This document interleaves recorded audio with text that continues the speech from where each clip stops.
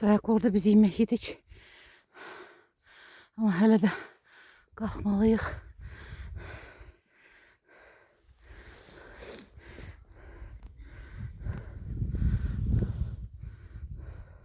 Dəhşət gözəl mənzərə.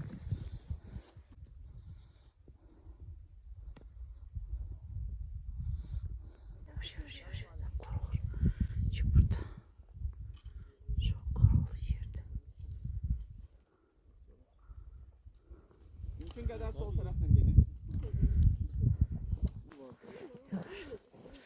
Görüm çok. Yavaş kaçma, tələsmə. Diyorlar hele orada hindi görsənirlər oradadılar.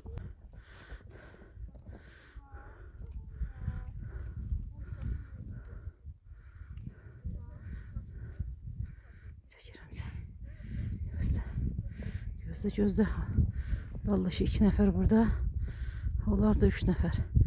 Xaricilərimiz bizim geri qalırlar. Zorla yerirlər.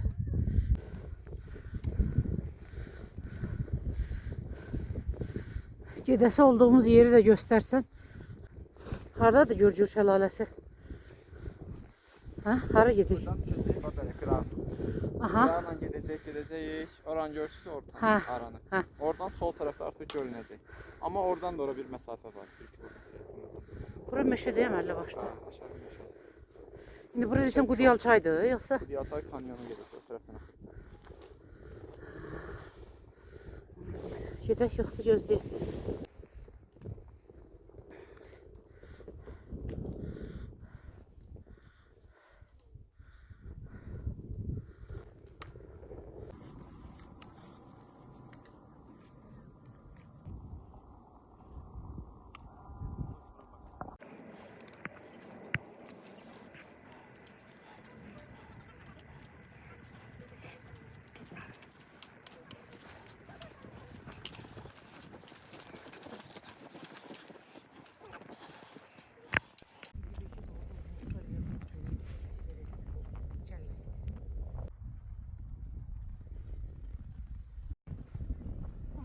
Şöyle bakalım təəssüratlar.